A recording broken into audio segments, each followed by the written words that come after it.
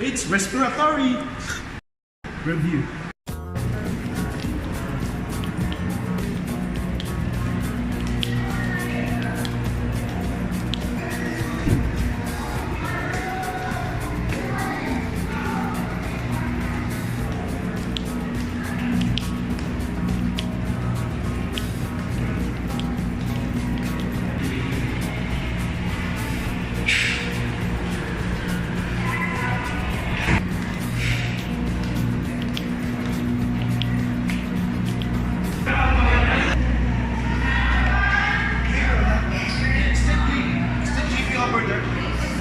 Let's talk to you.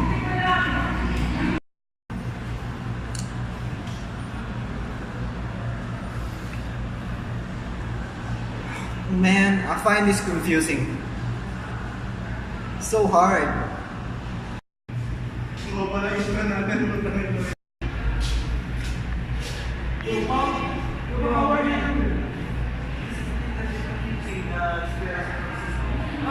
Maybe me and Ryan can help you about our topic. Okay, let's start.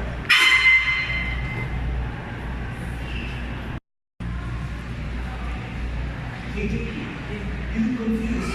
Is there anything I can help? Yeah, please.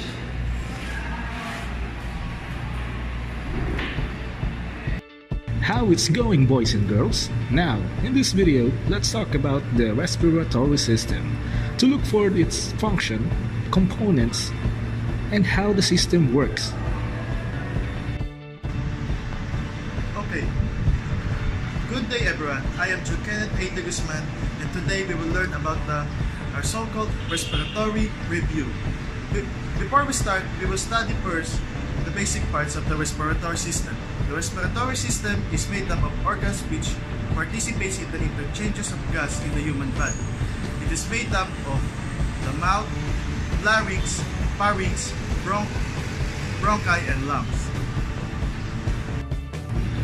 The structure of the respiratory system is uniquely suited to its primary function, the transport of gases in and out of the body. In addition, the respiratory system provides a large volume of tissue that is constantly exposed to the outside environment, and thus to potential infection and injury. Finally, the pulmonary system includes a unique circulation that must handle the blood flow. The anatomy of the lungs. Hi, my name is Ron. Now let's talk about the lungs.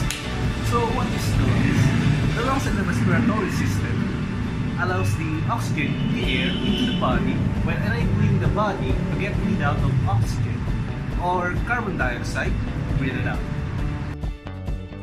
Airflow through the respiratory system can be broken down into three interconnected regions: the upper airways, the conducting airways, and the alveolar airways. The upper airway consists of the entry system, the nose, and the mouth that leads into the pharynx. The larynx extends from the lower part of the pharynx to complete the upper airway. The nose is the primary point of the entry for inhaled air. Therefore, the mucosal epithelium lining the nasopharyngeal airways is exposed to the highest concentration of inhaled allergens, toxins, and particulate matter.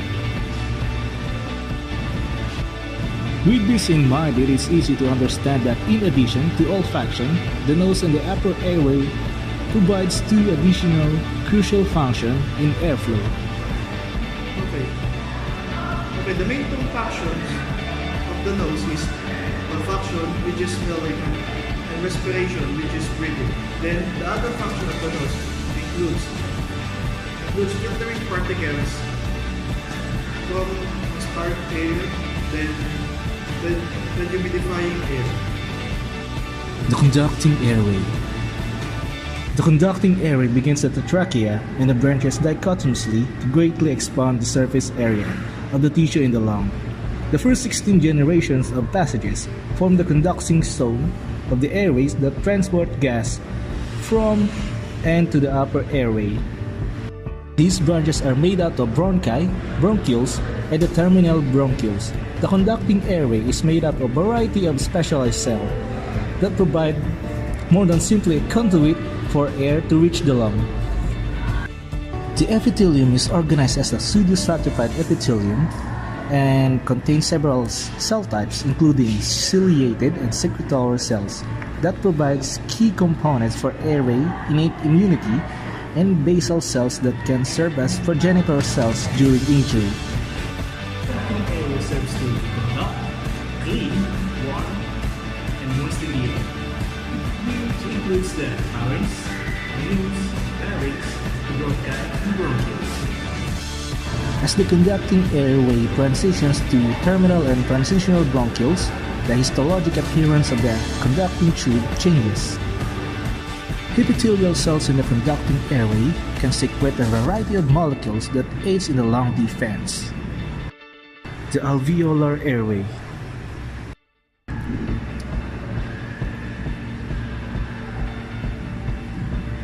Between the trachea and the alveolar sacs, the airways divide 23 times, and the last 7 generations form the transitional and respiratory zones where gas exchange occurs are made up of transitional and respiratory bronchos and alveolar ducts and alveoli. These multiple divisions greatly increase the total cross-sectional area of the airways.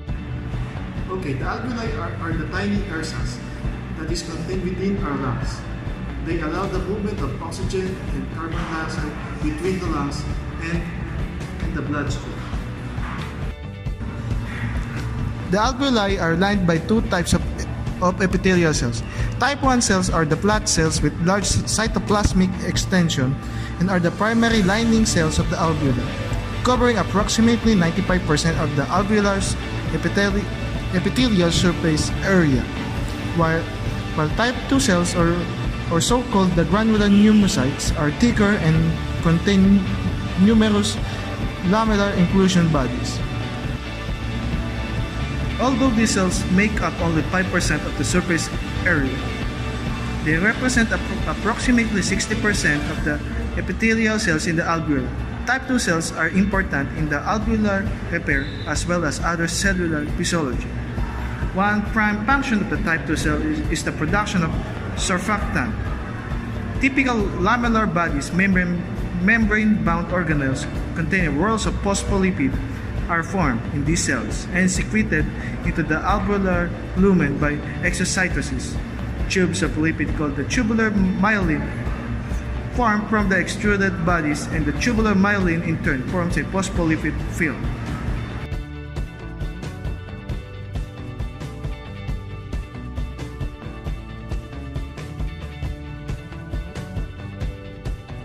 The respiratory muscles. Respiratory muscle are those muscles which contributes to exhalation and inhalation by aiding the contraction and expansion of the lung. The primary muscles. The primary inspiratory muscles are the diaphragm and external intercostal. Relaxed normal expiration is a passive process and happens because of the elastic recoil of the lungs and surface tension. Accessory muscles. The accessory inspiratory muscle are the sternocleidomastoid, the scalenus anterior, medius, and posterior, the pectoralis major and minor, and the inferior fibers of the serratus anterior and latissimus dorsi. The serratus posterior and anterior may help in inspiration, also the iliocostalis cervicis. While the accessory expiratory muscle are the abdominal muscles, the rectus abdominis, external oblique, internal oblique, and transverse abdominis. A decrease in intrathoracic volume and forced expiration result when the expiratory muscles contract. The internal intercostals have this action because they pass obliquely downward and posteriorly from rib to rib, and therefore fold the rib cage downward when they contract. Contractions of the muscle of the anterior abdominal wall also aid expiration by pulling the rib cage downward and inward by increasing the intra-abdominal pressure, which pushes the diaphragm upward. In order for air to get into the conducting airway, it must pass through the glottis, defined as the area including and between the vocal folds within the larynx. The abductor muscles in the larynx contract early in inspiration, pulling the vocal cords apart and opening the glottis. During swallowing or gagging, a reflex contraction of the adductor muscle closes the glottis and prevents aspiration of food, fluid, or vomitus into the lungs.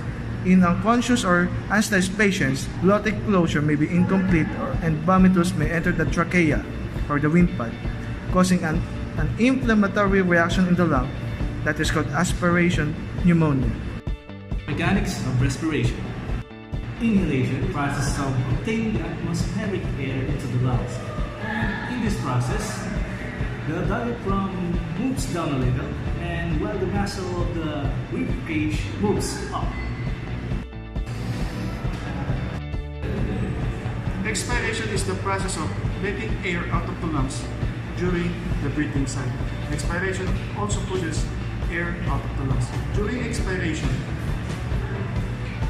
the intra-alveolar volume increases while the diaphragm relaxes and there is a decrease in the thoracic volume.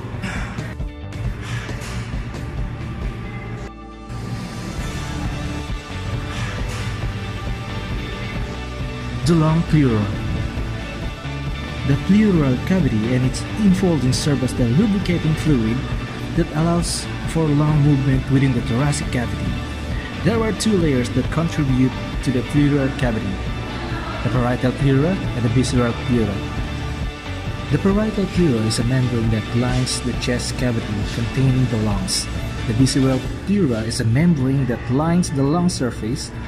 The pleural fluid, 15 to 20 ml, forms a thin layer between the pleural membranes and prevents friction between surface during inspiration and expiration. Okay, the pleural cavity with its associated fluid aids in the optimal function of the lungs during breathing. The lung itself contains a vast amount of free space. It is 80% air. Although this maximizes the surface area for gas exchange, it also requires an extensive support network to maintain lung shape and function. The connective tissue within the visceral pleura contains three layers that help support the lung. Elastic fiber that follow the mesothelium effectively wraps the three lobes of the right lung and the two lobes of the left lung. A deep sheet of fine fibers that follow the outline of the alveoli provide support to individual air sacs. Between these two separate sheet lies connective tissue that is interspersed with individual cells for support and lung maintenance.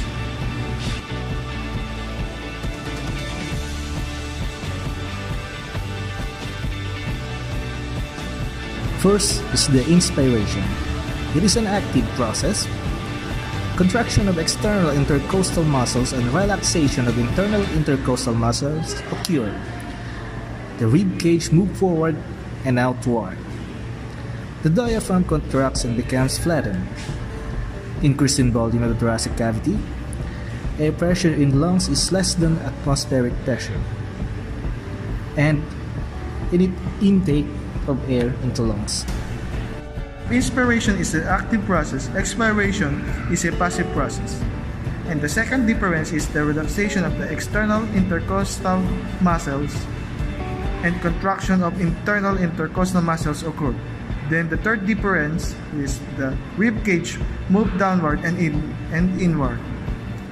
And next is the diaphragm relaxes and becomes original dome shape, and there's a decrease in volume of the thoracic cavity. And the air pressure in lungs is greater than the atmospheric pressure, and lastly, expiration is the expulsion of air from the lungs.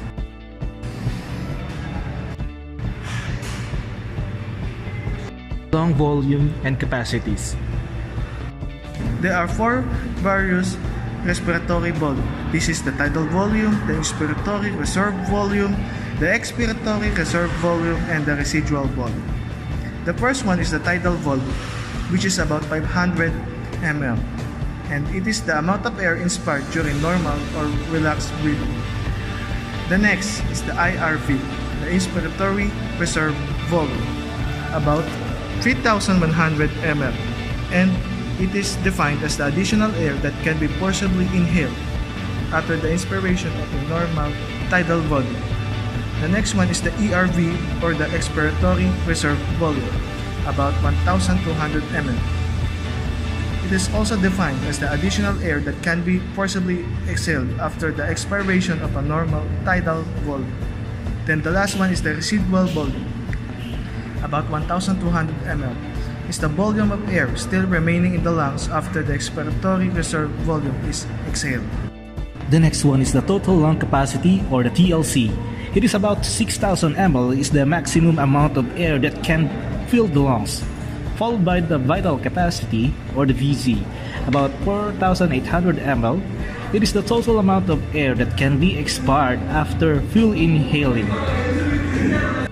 The next one is the inspiratory capacity, or the IC. It is about 3,600 ml. It is the maximum amount of air that can be inspired. And finally, the functional residual capacity, or the FRC.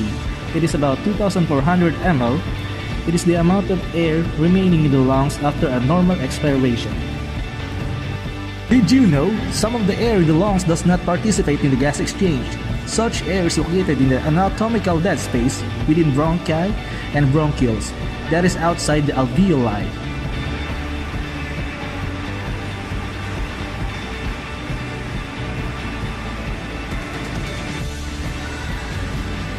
Hey guys, thanks for teaching me about the respiratory system.